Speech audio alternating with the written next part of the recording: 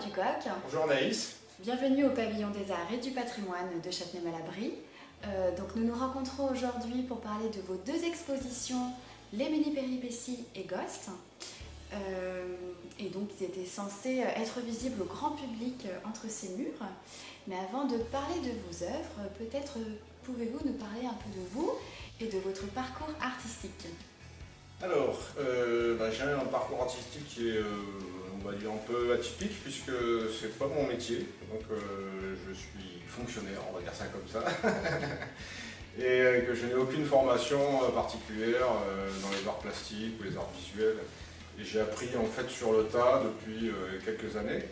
Je me suis intéressé à la photo, un peu comme tout le monde en fait, on fait tous un peu de photos comme ça, mais j'ai toujours aimé travailler un peu autour de la manipulation de l'image depuis assez longtemps, mais à l'époque où on n'avait pas encore les outils qu'on a à l'heure actuelle, notamment les ordinateurs, les palettes graphiques, les appareils photo numériques, qui ne permettaient pas autant de facilité pour jouer avec l'image. Voilà. Et je me suis intéressé un petit peu plus il y a une quinzaine d'années, on va dire ça comme ça, à l'époque de mon divorce, et qui était d'ailleurs le prémisse de la série des mini-péripéties. Et c'est là que j'ai en fait commencé à travailler un peu cette série-là, à creuser un peu plus les techniques de photomontage, prise de vue numérique, et voilà, en travaillant sur le tas, en apprenant les logiciels, j'en suis arrivé là, mais vraiment sans aucune formation initiale spécifique aux arts. Quelles sont vos sources d'inspiration? Alors ma source d'inspiration, oui, c'est le quotidien, en tout cas pour la série des mini-péripéties, puisqu'elle est un peu l'histoire la post-histoire de mon divorce. En fait, c'était même carrément quelque part une espèce de thérapie, quoi. Je ne sais pas si je peux vous expliquer un peu la genèse de cette série-là. En fait, quand on regarde la série, en fait, on se rend compte que je suis en miniature dans toutes les scènes, dans toutes les scénettes de la série des mini-péripéties, et la plupart du temps en train de réaliser les tâches ménagères, les tâches du quotidien. Donc voilà. Divorce, on change de maison, on passe d'une grande maison à un petit appartement, on a tout qui se restreint, y compris le cercle des amis, parce que quand on est en couple, forcément après chacun prend un peu ses anciens repères, etc. Et donc on reste des fois des soirées enfermées chez soi avec les gamins à gérer, le ménage, le repassage, la lessive, etc. Et voilà, un soir, en coup de déprime, j'étais devant l'évier qui était rempli de vaisselle sale. Bon voilà, pas le moral, etc. Et j'avais mon appareil photo à portée de main. Je ne sais pas pourquoi j'ai pris cet évier plein de vaisselle sale en photo. Et là, d'un seul coup, j'ai eu un déclic. Je me suis dit, ça dirait une espèce de scène de spectacle en fait, et si je me mettais en tout petit dans cet évier-là pour représenter un peu l'immensité des tâches ménagères du quotidien, c'est vraiment une scène c'est la première photo de la série en fait. Elle est assez sombre et bien qu'elle soit un petit peu humoristique, voilà, on est déjà dans le rapport des tailles miniature, dans un grand appartement, etc. Dans un petit appartement, pardon, mais elle est assez sombre, quoi. Mais c'est celle qui a déclenché tout le reste derrière, avec des photos qui étaient beaucoup plus joyeuses, beaucoup plus colorées, et beaucoup plus humoristiques, et surtout avec beaucoup d'autodérision, quoi. Donc c'était un peu l'histoire, la genèse l'origine de la série des mini-péripéties. Effectivement, on est en plein dans le quotidien, quoi. C'est vraiment les tâches du quotidien, dans ce grand spectacle que peut devenir un tout petit appartement. D'accord. Et donc pour parler de cette exposition, vous faites combien de photos? C'est récurrent? C'est des choses que vous faites sur une... Alors j'ai débuté la série en 2011, il y en a eu beaucoup au départ, parce qu'il y avait plein d'inspirations. Et puis ça s'est un petit peu tari avec le temps, parce que les tâches ménagères, au bout d'un moment, on a fait un petit peu tout le tour, heureusement d'ailleurs. Donc du coup, il y en a un petit peu moins. On va dire que maintenant, à l'heure actuelle, il doit y en avoir à peu près une par an ou une tous les 2 ans, donc elles deviennent très rares. Voilà.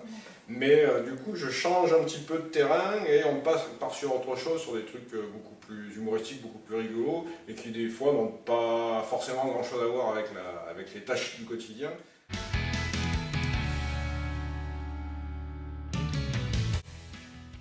Pour Ghost, on change complètement de thématique et d'univers en fait. Sur la photo Ghost, on va dire c'est quelque chose peut-être un peu plus réfléchi. Il y a 2 ans, 1 an et demi, j'ai commencé à travailler sur cette série-là.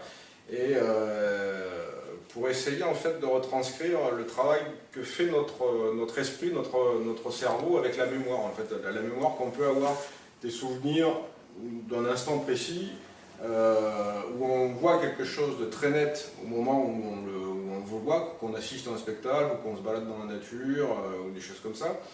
Et comment notre cerveau après travaille cette image qui est très nette à un moment donné et qui devient floue petit à petit avec le temps. Si vous voyez un paysage à un moment donné ou vous assistez à un spectacle, un jour, dans une semaine, cette image que vous avez dans l'esprit va commencer à se dégrader petit à petit, un mois après ça va être encore pire, etc. Sauf qu'il va vous rester quelques tout petits détails très nets, très précis dans l'image que vous avez de cet instant qui a pu être très, très court, quoi, un tout petit laps de temps, quoi. Donc j'ai essayé de transcrire un peu ce travail que fait notre cerveau sur cet oubli, sur cette transformation, cet oubli partiel à travers ces photos.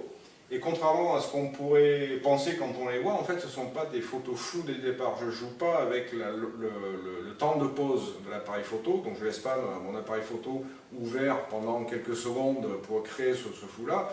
Au contraire, en fait, je pars conformément à l'esprit de la série, d'une série de clichés parfaitement nets, donc entre 15, 20, des fois 30 clichés nets, dans lesquels tous les mouvements sont décomposés. Et après, je les compile en jouant avec des effets de transparence pour aboutir à ce flou sur la plupart des parties de la photo, tout en gardant certains aspects de plus en plus nets, par exemple les yeux ou les mains. Et je trouve que dans ce jeu-là, en fait, les musiciens s'y prêtent particulièrement, quoi, parce qu'en fait, il se passe quelque chose quand on assiste à un spectacle de musique. On voit, si on regarde bien le musicien, et souvent en musique classique, on s'en rend compte qu'on voit quelque chose qui se passe dans leurs yeux, on voit quelque chose qui se passe dans leurs mains, dans leur port de tête, etc. Ils accompagnent l'instrument avec eux. Et en tout cas, moi, je suis sensible à ça. Et ces yeux, en fait, qui restent hyper concentrés, hyper expressifs, alors que des fois, l'instrument en lui-même peut rester plus ou moins immobile, mais que tout le reste travaille autour, en fait.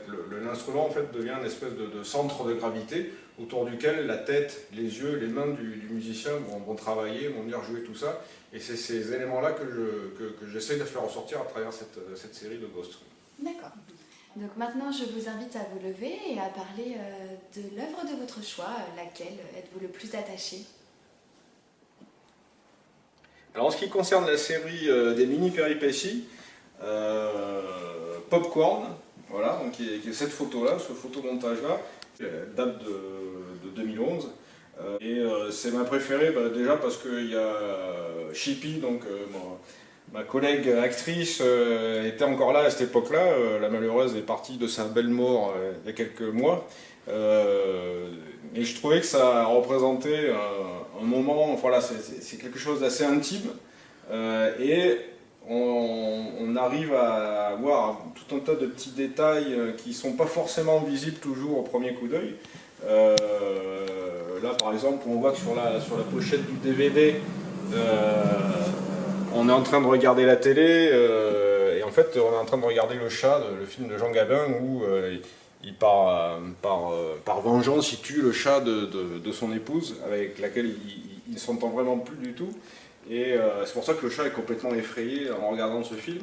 Et du coup ça inverse un peu les rôles. Voilà, Chippy vient manger mon popcorn et boit ma bière, et moi je suis en train de manger ses croquettes. Aussi un petit fond, mais qu'il faut vraiment deviner, une autre photo de la série, qui avait été faite aussi avec mon autre chat, qui s'appelle I Love Paris, et qui représente un peu les touristes parisiens. Voilà. Mais vraiment, celle-là, c'est une de mes préférées. D'ailleurs, c'est une des préférées de beaucoup de gens, parce que c'est une de celles parmi lesquelles qui sont les plus vendues de la série. Voilà, c'est assez humoristique, c'est un moment pris sur le vif comme ça, et voilà, c'est l'une de mes préférées, quoi. Oui, où peut-on découvrir vos créations numériquement ? Alors oui, toutes mes œuvres elles sont disponibles, elles sont visibles sur mon site internet, donc pierreducoq.fr. Vous avez une page peut-être sociale, un réseau social? Je suis aussi sur Facebook, je suis sur Instagram, voilà, donc tous les réseaux sociaux principaux, quoi. Mais c'est vrai que sur mon site internet, en fait, on peut voir l'ensemble des séries, que ce soit la série des mini-péripéties ou que ce soit la série de Ghost ou d'autres séries, parce que je fais aussi de la photo, on va dire, un peu plus normale, entre guillemets, quoi, la photo de concert, la photo d'architecture, ou des choses comme ça. Et pour finir cette petite interview, avez-vous une anecdote sur vous à nous révéler?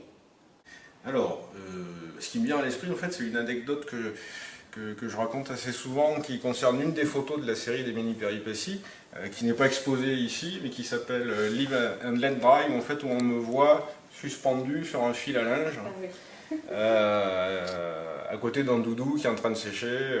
Voilà, donc c'était pour illustrer un peu les tâches quotidiennes de la lessive et après de faire sécher le linge, etc. Et pour les besoins de la photo, en fait, j'avais besoin d'être suspendu pour donner vraiment l'illusion que ça correspondait à la mise en scène et que j'étais bien suspendu à ce fil à linge, quoi. Et pour faire ça, j'avais rien trouvé de mieux que d'installer une barre de traction, oui, des barres sur lesquelles on fait du sport dans l'encadrement d'une porte, de passer deux sangles autour de cette barre-là, et puis de me passer des sangles en dessous, et puis de me suspendre comme ça. Et en fait, je me suis bloqué les deux omoplates pendant quelques mois, donc je pouvais à peine bouger les bras parce que je suis resté, ouais, on va dire 10-15 minutes suspendu de cette manière-là, le temps de prendre X clichés jusqu'à arriver à trouver celui qui correspondait le mieux à la mise en scène. Voilà, alors des fois ça peut être un petit peu dangereux de prendre ce genre de photos-là parce qu'il faut vraiment coller à la mise en scène au plus près, quoi. Voilà, pour la petite anecdote. Bah, merci Pierre, et puis nous espérons à bientôt vous revoir au Pavillon des Arts du Patrimoine. Moi aussi.